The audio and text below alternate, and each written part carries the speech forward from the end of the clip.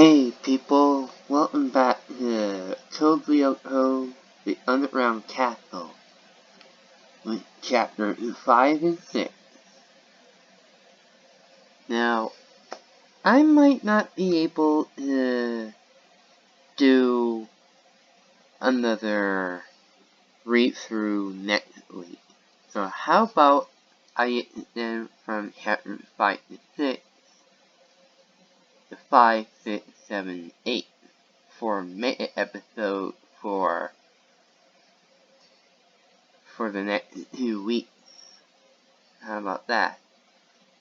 Because I'll be in Great Falls for the next week, coming Thursday, because of a family funeral kind of thing, like a family get-together. So, I probably won't be able to make another chapter episode next week. So, why don't we make this a mega episode with 4 chapters instead of 2 this time? Now, let's get right into it. 5 Maya's Sleep, City of the Iron Tower, France. Some time ago, when Jeremy had led Ulrich into the old factory, he'd taken him down to the second underground level, the room with the 3 columns. "So what's the deal with these things?" asked Ulrich. "I have no idea." They approached the first of the metal doors, and it opened with a buzzing hum. On the inside was a brightly lit cabin. Curious, Ulrich slipped his head through the doorway. "Don't enter it," cautioned Jeremy from behind. "Why?" Jeremy sighed. "I fear it might be dangerous. I've discussed this with Maya." "That friend of yours, right? The one playing the role of digital sleeping beauty? How is she related to all of this?" "That's my point. I don't know. And it seems she herself doesn't know either." Ulrich scratched his head. "You told me you saw she was surrounded by woods, right?" "Yes. It's a sector of an entire world, a virtual world. So when she talks to you, what does she see?" "She sees me here, in the factory. So she sees you in the real world and you see her in this virtual world." "Correct. And how do you two communicate?" "Her voice is projected by loudspeakers. And my voice, I'm not sure. When I speak she says she can feel it resounding all around her." "Wow, cool." "Yes. It's as if this place controls an entire virtual world. And she's within it." "Then your friend, she's part of this virtual world." "I'm not convinced of that." "Why?" Jeremy paused momentarily before answering. "It's difficult to explain," he said at last. "When I first talked to her, I supposed that I was talking to a virtual creature, a kind of incredibly advanced artificial intelligence. She couldn't answer even rudimentary questions about our world, as if she knew nothing of it. She didn't even know her own name. But in spite of that, there's something, in her words, her voice, it's indefinable but terribly human. Because of that, I'm becoming convinced that what I was looking at was a real girl. Flesh and blood. Sorry to be a bummer, Jeremy, but she's in a computer full of virtual things. Come on, she can't be real. Hasn't an alternative occurred to you?" "I've subjected her to the Turing test." Ulrich rolled his eyes. "You've subjected her to the what?" Jeremy sighed, giving up in the face of such ignorance. "Alan Turing was a British mathematician," he began to explain.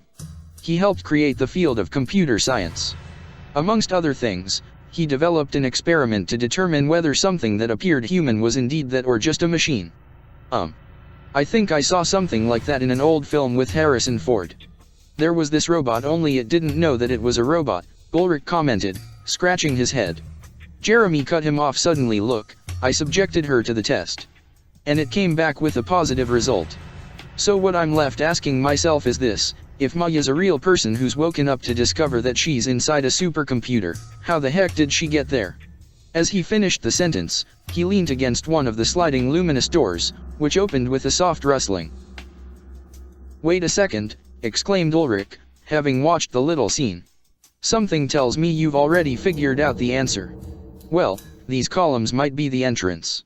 The door to the cabin closed again. The 3 columns had now taken on a new, disturbing aspect. Jeremy indicated towards the cables and equipment that from the summit of the columns disappeared into the ceiling. I know it sounds absurd, Ulrich, but I believe that these things are some kind of scanners. Like a biological three-dimensional photocopier. Interesting, commented Ulrich, with an ironic tint. But would it hurt you to explain it in words we humans can understand? In layman's terms, Jeremy explained patiently, these three columns act as teleporters to the virtual world in which Maya lives. Ulrich sniggered, science fiction. That was my reaction as well. You mean to say that the second you go in here you come out, but on the other side? Jeremy nodded, serious, exactly. Pardon me, but how did you come to that understanding? I don't understand anything, not really. But look way down here, do you see? There's a plate mounted on the column, and look at what's written on it. Scanner. Virtualization chamber. Caution. Wow. I don't see the word wow written there. I know, I was just, oh forget it. Ulrich, the Turing test is not 100% infallible, and Maya must just be an artificially intelligent program so advanced as to be able to perfectly simulate a human personality. But if that isn't the case, then we've got to find a way to pull her back out. Have you asked her if she remembers something like these virtualization chambers? She doesn't remember anything of the scanners, and she doesn't know how long she's been inside there. She says she was sleeping. At that instant Ulrich suddenly felt cold. Exploring the old factory together with his new friend had been amusing. But now alarm bells in his head were warning that he had been thrust into something dangerous. Something very dangerous. Well, what do you have in mind? He asked eventually. Jeremy arranged his glasses on his nose. It seems obvious to me. I want to see if my theory is correct and if these devices really do what I believe them to. And so we arrive at my motivation for your presence here. You want to use me as a guinea pig. Well deduced. Ulrich grinned, while an idea slowly took root in his mind. Your logic is undeniable. But I don't think I'm quite ready to get in that machine, dear heart. But I do like the idea of a guinea pig. Smiling strangely, Ulrich looked him in the eyes. Have you heard of a certain Adela Rabia? Isn't he your roommate? The one who always flirts with the girls. That's him. What do you make of him? Meh. He seems a bit strange to me. Then you should see his dog. Posted near every entrance to the Kadak dormitories was a long list of rules that students were expected to respect. For example, after dinner it is forbidden to leave the dormitories unaccompanied by a teacher. Or, after 10 do not disturb other students with excessive noise. More or less halfway down the list, written in large red doubled-sized characters, it was possible to read, pet animals are forbidden on Kadak Academy grounds, including goldfish and small caged animals, hamsters, canaries, etc. Students co-contravening this rule risk a 1 to 3 day suspension and, in severe cases, expulsion from the school. Ulrich had no pets. Adela Rabia did. When he had arrived as Ulrich's new roommate he had brought with him Kiwi, a small and horrible hairless dog, with pointed ears and a muzzle that was all mouth and teeth. To keep it hidden Odd was using the most absurd techniques, shutting the animal in the closet, under the bed, in his rucksack, to be taken outside to perform his ablutions. After the first 2 days of cohabitation, Ulrich had decided that Kiwi was the most hateful mongrel that he had ever met. If at night it felt lonely, it whimpered incessantly. If the moon was out, it yipped and barked. And during the day he loved to hide in the boys' drawers, dribbling and nibbling on their clothes. Ulrich had found his Kakaji, his martial arts uniform, torn to shreds, and his favorite pair of gym shoes had literally been devoured. When he'd shown them to Odd, his apology was limited to a shrug of the shoulders. He's always been fond of stinky things. That evening, after returning from the old factory, Ulrich entered his room as if nothing had happened. He'd have to wait until night fell, and then, he could procure the guinea pig that Jeremy needed. He lay in bed completely dressed and pretending to sleep, until he perceived that Odd's breathing in the opposite bed had become deep and regular. Kiwi had curled up on his young master's shoes and was whining quietly. Ulrich checked his watch, it was past midnight. He and Jeremy had agreed to meet at the manhole towards 1 o'clock. By that hour Jim Morales, the gymnastics teacher who had also assumed the role of dormitory supervisor, had usually begun to snore heavily.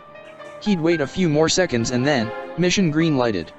Trying not to make any noise, the boy slipped from the covers. "Now you're mine, you little monster," he whispered. He seized Kiwi, pressing the dog to his chest to ensure it didn't start barking. And then he slipped out of the room. As he opened the door, a blade of light cut across the floor. Then it swung shut with a soft clack. Della opened his eyes with the unpleasant sensation that something was out of place. A moment's thought, that was definitely it. Kiwi's habitual snoring had stopped. Odd shot up into a sitting position, worried. Ulrich's bed was empty. And Kiwi was gone. "Come here, boy," he called. Nothing. He tried whistling for the dog. No response. In 2 seconds Odd had slipped a jacket over his pajamas and flew out of the room. He heard the sound of retreating footsteps coming from the stairs. And another sound, that was Kiwi barking. Hey.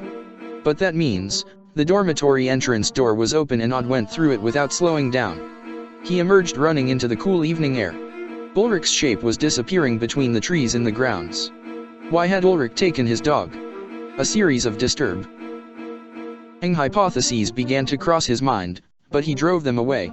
His new roommate might have a reserved temperament, but deep down he seemed a decent guy. He would certainly not do anything evil to Kiwi, even after the treacherous consumption of his shoes. Odd stopped at a break in the trees to catch his breath. Around him the open grass was rustling, caressed by the shadows of the night. He glanced around in search of his roommate, who seemed to have disappeared into nothingness. Then he noticed a half-opened manhole cover set in the ground.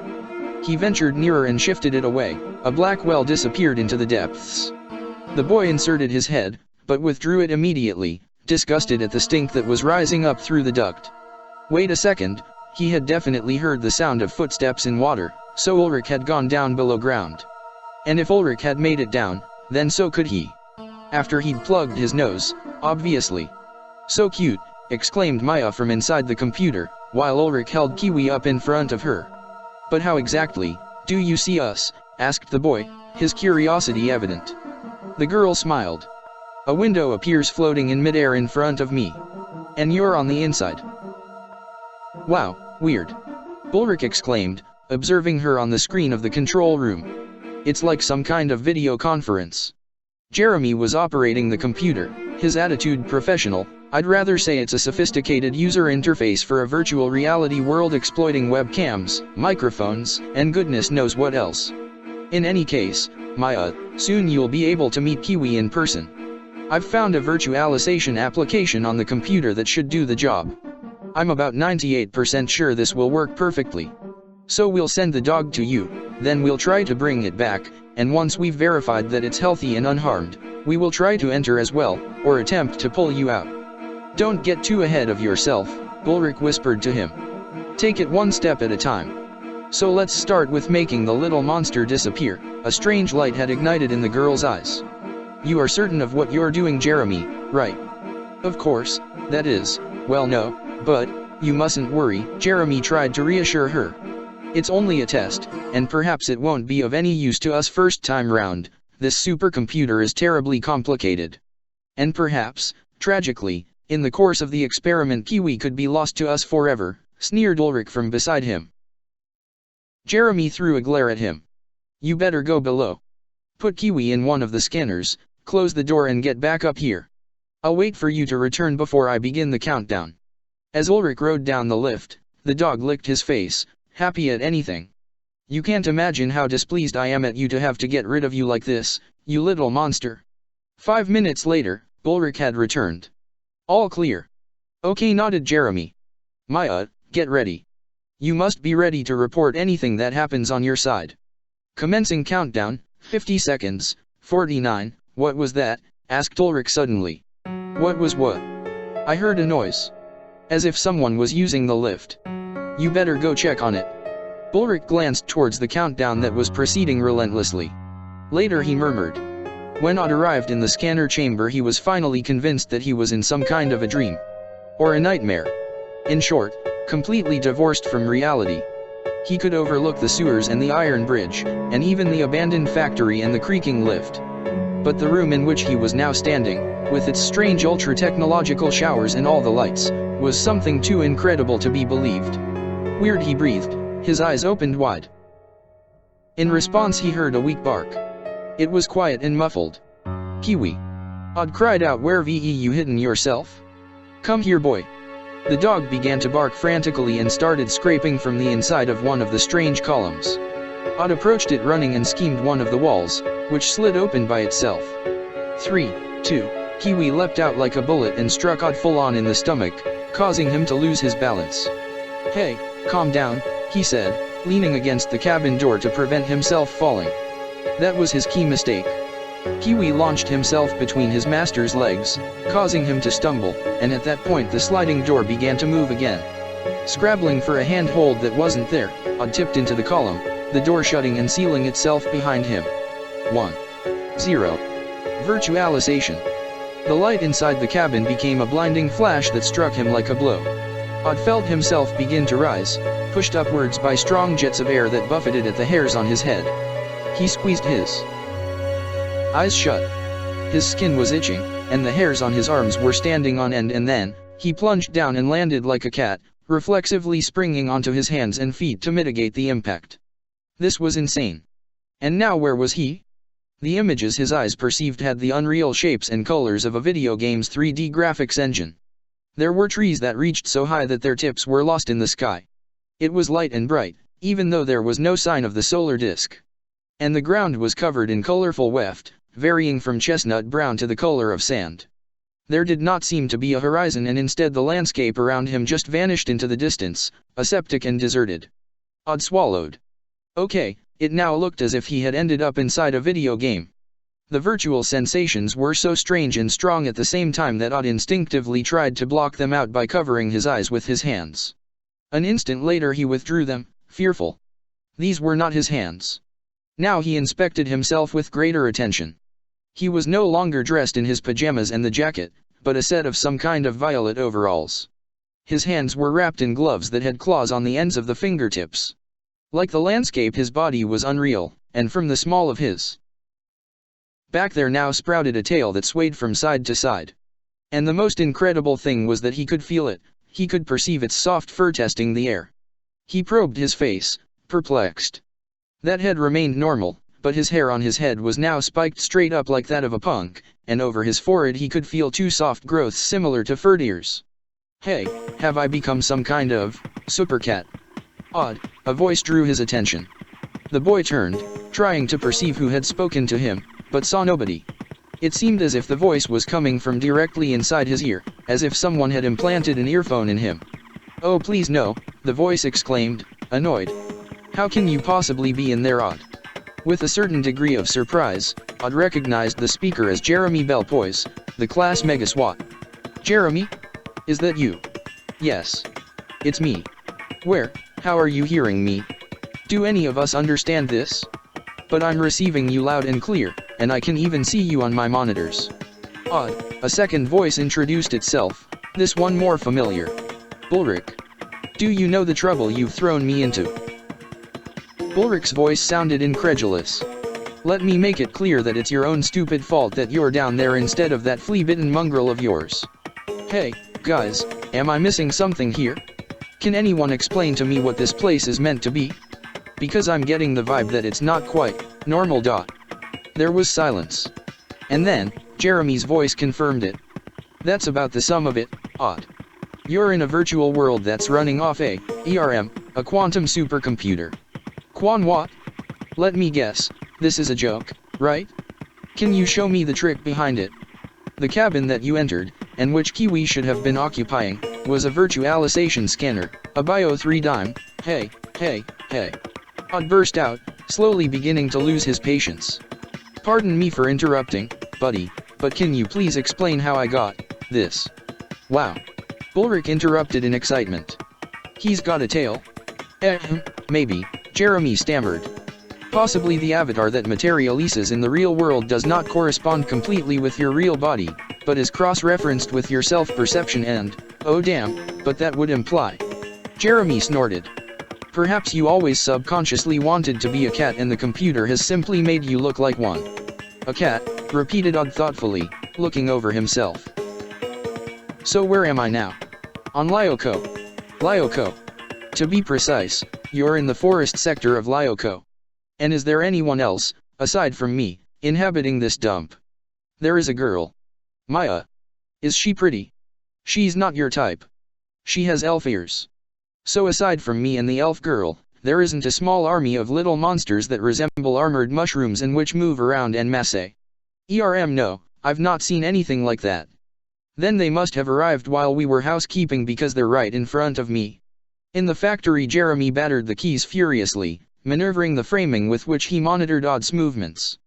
There they are, exclaimed Ulrich, more fascinated than frightened. They were moving through the woods in a compact phalanx, scuttling along in a manner akin to the horrid scampering of insects. To look at, they resembled large warty cockroaches. As soon as they noticed Odd's presence, they began firing on him with long laser beams. For a moment, the cat boy remained paralyzed with terror. Then the impulse to run overtook him and he leapt backwards. And what a leap! He shot into the air like an arrow loosed from its bow and did a mid-air somersault. He landed on the branch of a tree and continued onwards. Odd had never felt this agile and he was maneuvering effortlessly in the strange atmosphere. Have you seen this? I'm a living Ferrari, he exclaimed in amazement. Hey, you guys outside, are you still there? Yes. Jeremy's voice answered. How did you make that jump? Ulrich asked incredulously, slightly envious. It's easy. Look. Odd spread his wings in another bound. But during this flight something struck him in the shoulder. Ah. What was that? A laser. It could have been a video game, but the pain was very real. And it was burning. Really and truly burning. Odd informed Jeremy. You got hit. Well, thanks for telling me. It stings like a bitch. A status displays appeared on the monitor. It's telling me you've lost 30 of something, like 30 life points, added Ulrich. Then that means I really am in a video game, guys. And how many of these do I have left, these life points? You've got 70 remaining, and then, game over. So then, what happens to me? I have no idea. Instinctively Odd began to run faster. Oh, that's just grand. Just fantastic. So what do I do now? He screamed, darting between the trees. He had to wait for Jeremy's voice to reply.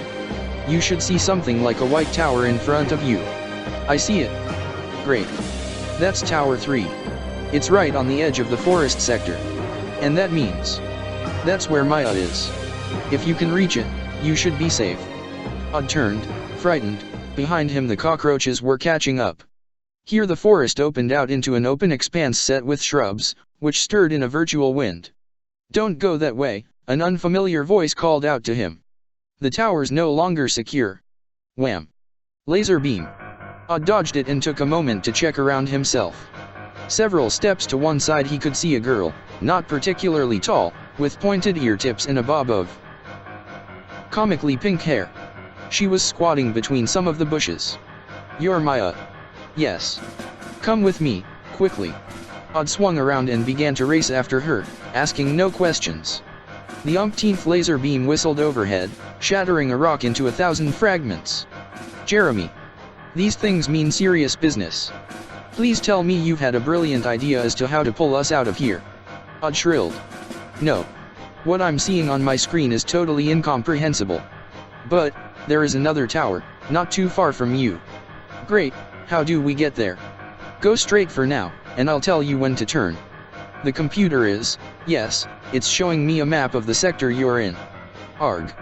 They got me. Odd yelled, rolling along the ground in a cloud of dust. They're evil. Maya helped him pick himself up.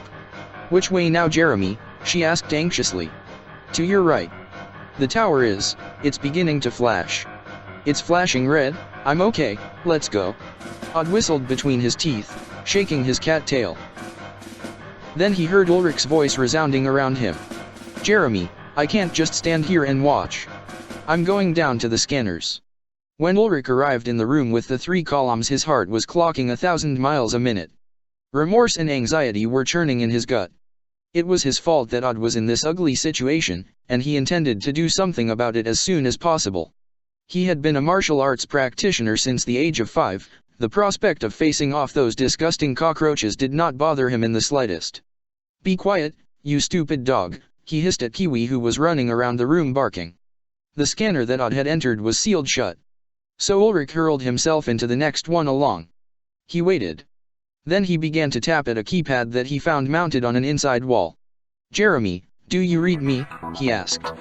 Loud and clear, his friend confirmed through a loudspeaker. "I'm good to go. Get ready, okay." Virtualization. Ulrich was assaulted by the blinding light and drawn upwards, until suspended as if in an air tunnel. And a few moments later, he was on the other side. On Lyoko. To be here in person was very different from looking at it through the screens of the control room. His eyes struggled to adapt to the virtual world's flat and simplistic characteristics. The leaves on the trees swayed under the weight of an invisible wind, but they were perfectly synchronized, moving together in an almost mechanical fashion. When the grass bent beneath his feet, there was a fraction of a second's delay. It was not real.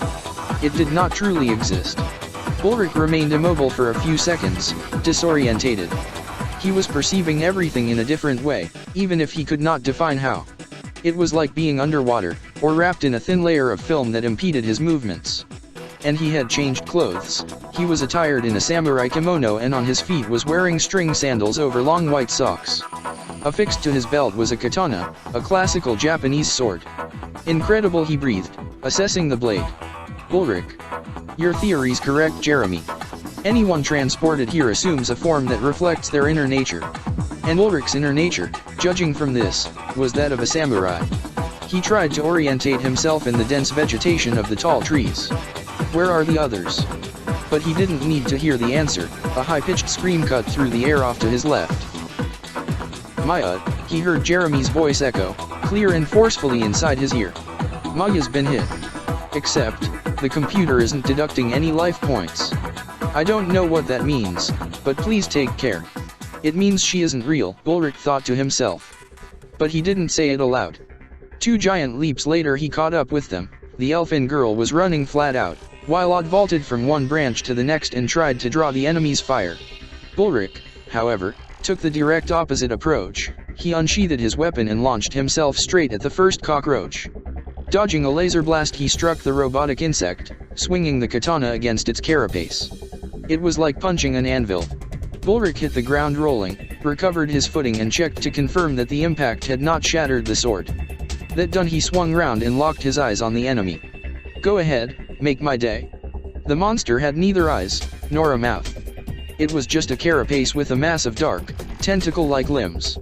Ulrich evaded a lunge by those tentacles. As it made contact, a shower of sparks cascaded from his katana. Jumping and moving in this virtual world was an odd experience for him. It was also unreal. He would have found the lack of sensation uncomfortable, if he had the time to consider it. He noticed that in the exact center of the cockroach's carapace was a strange black double circle. Like some kind of a target. Or an eye. Not pausing to reflect on this, Ulrich launched himself into a jump, landed with a somersault over the monster and drove the katana into the exact center of the unknown symbol. The cockroach exploded in a rain of bright fragments. "Yes. I got one," he crowed exultantly. "Hey, that's not fair," complained Odd, from a branch above him. "Just because you got a sword and I got this stupid tail." While he was gesticulating wildly, Odd unintentionally cocked back one of his arms and from the wrist there shot a small dart which embedded itself in a log several meters away. "Awesome. They're like little laser-propelled arrows," whooped Odd. "My hands fire laser arrows." He plunged down to land beside his friend.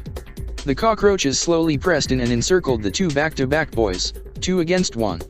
"Do you see that kind of spot that they all have on their armor?" asked Ulrich. "Yeah. If you hit them there, they disintegrate."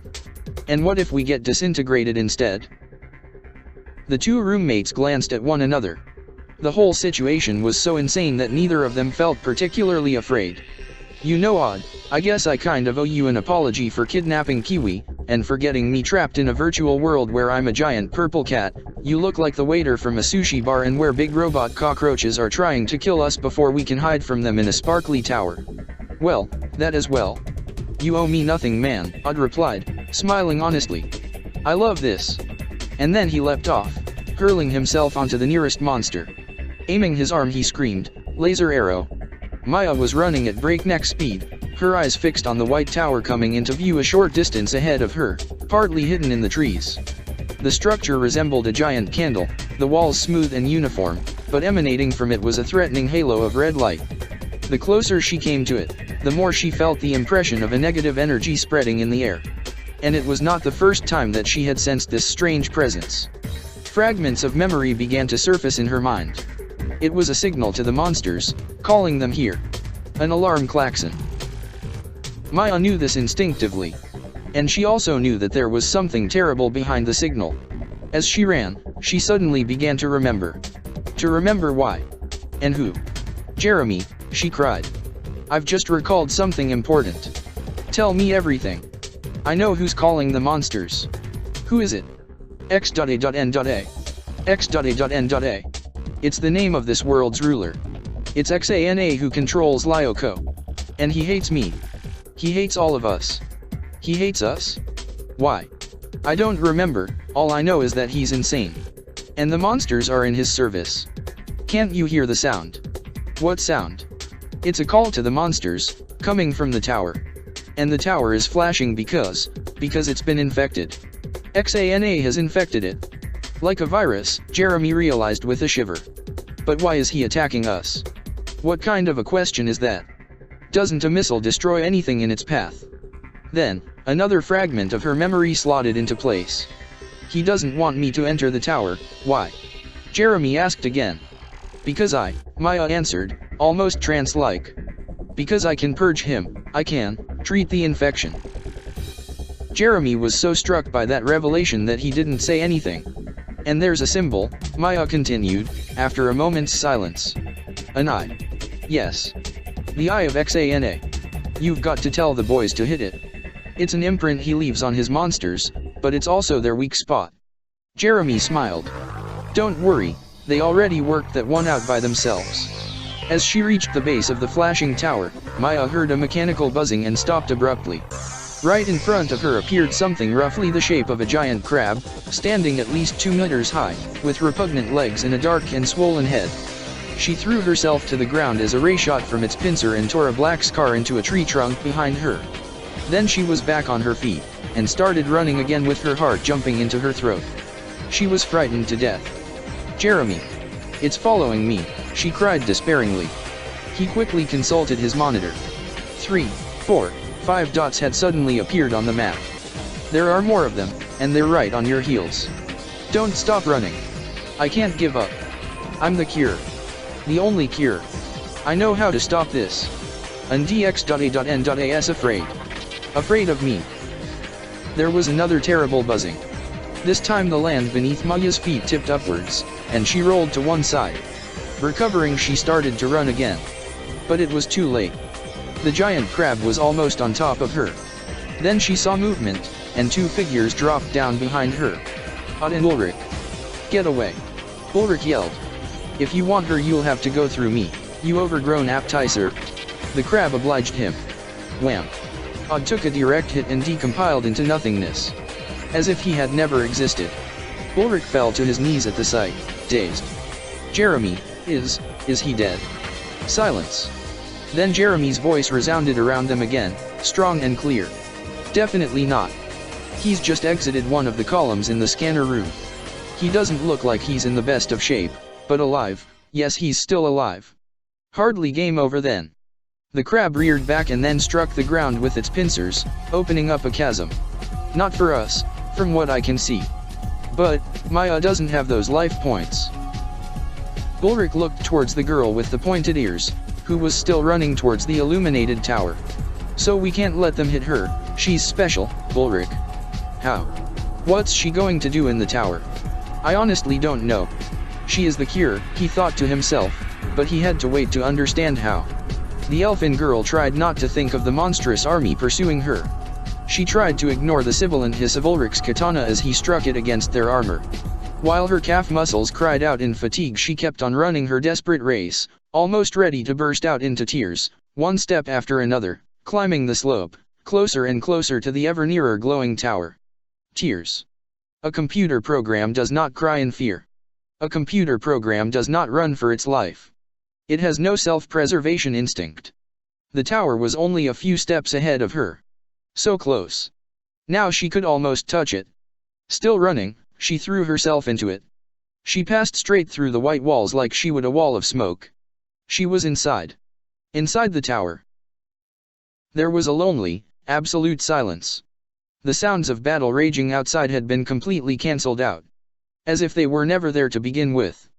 The inside walls of the tower were darkened surfaces on which strange white symbols scrolled and flowed. On the floor, in the center, was a familiar symbol, 2 concentric circles, 3 small bars. The eye of XANA. It shone with an eerie azure luminescence. "Jeremy," she called out. Nothing. Ulrich and the monsters were still outside.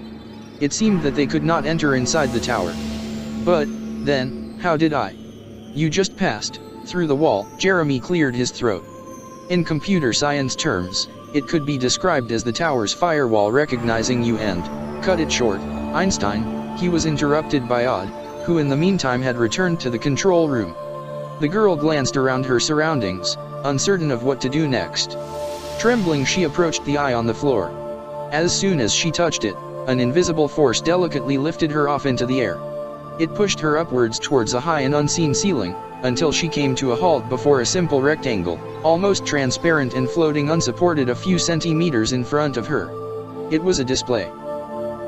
Maya rested her hand against it. On the screen a single word appeared. Elida. She shut her eyes and moved her hands quickly, as if guiding an unseen force, and as if she had repeated this gesture a million times. Then she reopened her eyes to see what she had written.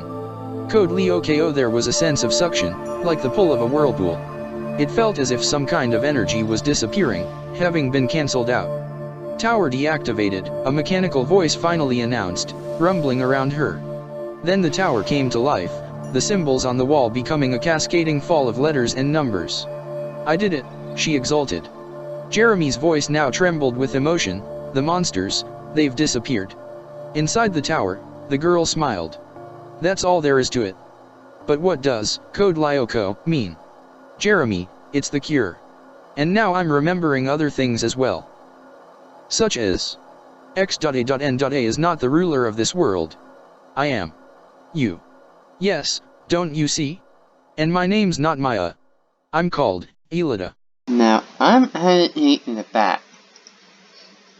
That was like almost as eerie as XANA Awakens Part 1 and 2 put together. But, wow.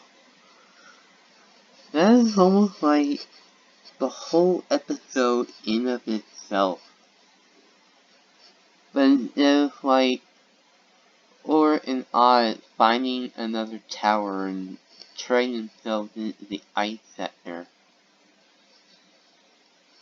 they were actually helping Ilea in time, and they came across Crab. I'm taken aback by all of this.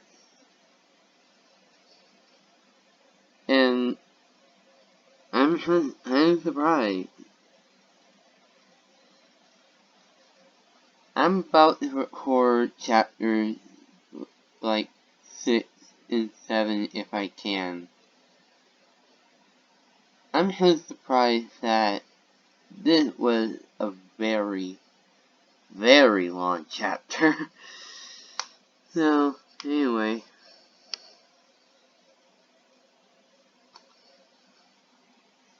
We'll meet next chapter.